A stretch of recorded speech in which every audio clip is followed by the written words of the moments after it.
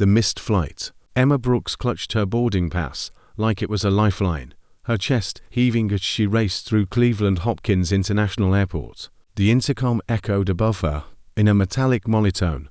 Final boarding call for Flight 287 to Seattle.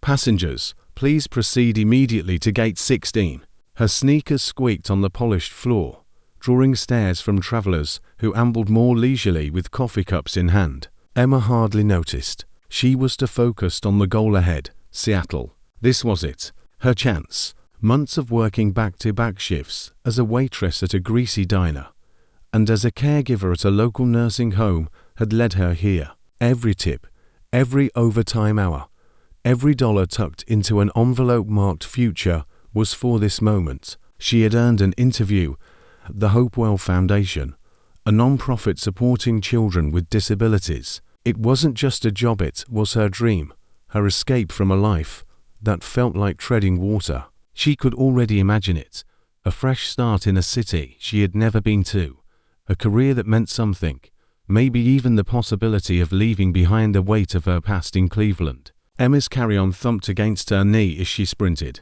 Just a few more strides, just a few more feet, and then she saw him. Slumped near the gate's seating area was an elderly black man in a faded grey overcoat.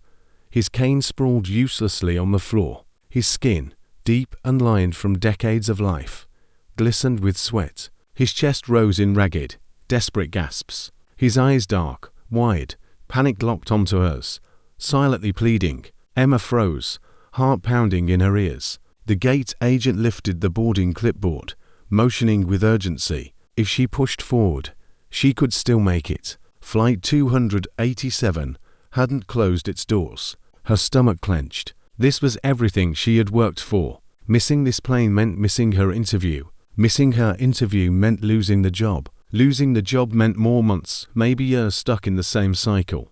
But the old man wheezed again, clutching his chest, his face twisted with fear and pain. Emma's heart overruled her head. She dropped her bag and knelt beside him. "Sir, can you hear me?" Her hands, steady from years of caring for seniors at the nursing home, went to work. She checked his pulse, adjusted his position, tried to calm his breathing. "Stay with me. You're not alone." The gate agent shouted something, but the words blurred. Within minutes, staff and paramedics swarmed. Someone shouted her name over the loudspeaker again. She didn't respond. By the time the old man was lifted onto a stretcher and wheeled away, Flight 287 was gone. Emma sat back on the floor, drained, her boarding pass crumpled in her hand.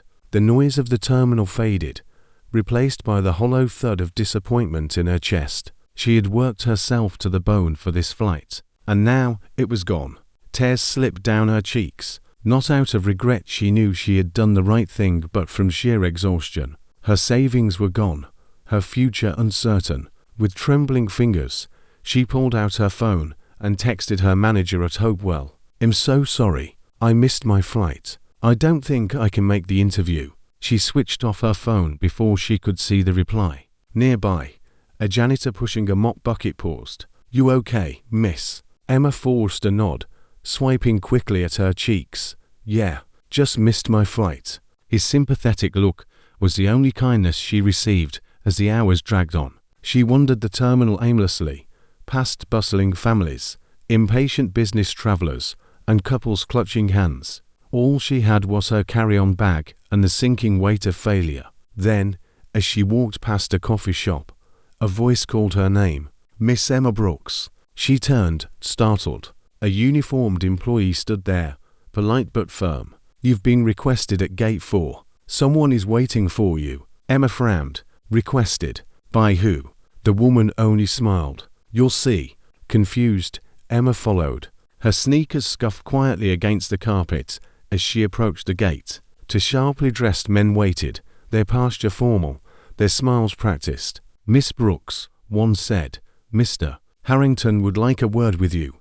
"Mr. Harrington." They didn't elaborate, only gestured her toward a private lounge nearby. The glass doors whispered shut behind her, muting the airport noise. The lounge was hushed, warmly lit, furnished with leather chairs and mahogany tables. A faint aroma of tea and cedar wood lingered in the air. In the largest chair sat the very same old black man she had knelt beside only hours earlier. Emma froze, her mouth falling open. You're okay." The man looked healthier now, his posture straighter, his dark skin glowing with restored color. His grey suit was pressed, his tie neat. He lifted a teacup with steady hands and smiled. "Better than okay, thanks to you," he said. His voice carried the kind of calm authority that made people listen. Emma hesitated before sitting across from him. "My name is Arthur Harrington," he said, extending a weathered hand. "Founder and chairman of Skylegend Airlines." Her heart skipped. "You own the airline. Technically the board runs most of it these days," he chuckled. "But I built it from the ground up. And I still like to keep an eye on the people who fly with us. Airports reveal humanity's best and worst. Today, I saw something rare." Emma shook her head. "I just did what anyone would do." "Not anyone," Harrington said firmly. "Most people would have walked past. You didn't. You gave up something precious to help a stranger. That reminded me why I started this company not for profit, but for people." He pulled out his phone and dialed. "Yes. Reschedule her Seattle interview. Move her to tomorrow's board agenda. I want her in headquarters. Make arrangements." He hung up and smiled. "If your interview goes well," he said, "you'll have the job. And don't worry about the costs. We'll handle them. Consider it an investment in someone who still believes in compassion." Emma blinked, overwhelmed. "But why me?" "Because the world needs more people like you," Harrington said simply. "And because when everyone else ignored me, you didn't." 2 weeks later, Seattle's autumn air wrapped around Emma as she walked through a quiet park. Her new Skylegend badge glinted on her blouse. Not only had she gotten the job, but Harrington had placed her in charge of a brand new initiative, an airline-sponsored foundation supporting elderly travelers, low-income families, and caregivers like the one she had once been. For Emma, it felt surreal. Only days ago, she had been scraping plates in a diner. Now, she was shaping programs that could change lives across the country. But she never bragged. She didn't tell her roommates the full story. She didn't boast to co-workers. For Emma, kindness had never been about recognition. It was about doing the right thing when no one was watching. Of course, secrets don't last long in the digital age.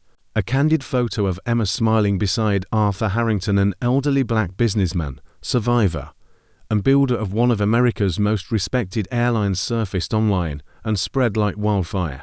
The headlines dubbed her the woman who missed her flight, but changed her life. Her phone buzzed with messages, some from old classmates, some from strangers, but Emma remained humble. She knew the truth, that she had simply listened to her heart when it mattered, that one choice, made in a split second, had altered everything. She had missed her flight, but in doing so, she had learned to soar higher than she had ever imagined. Compassion, she realized, had no price tag, yet it had the power to open doors money never could. And sometimes, the path you think you've lost turns out to be the one that carries you exactly where you were meant to be.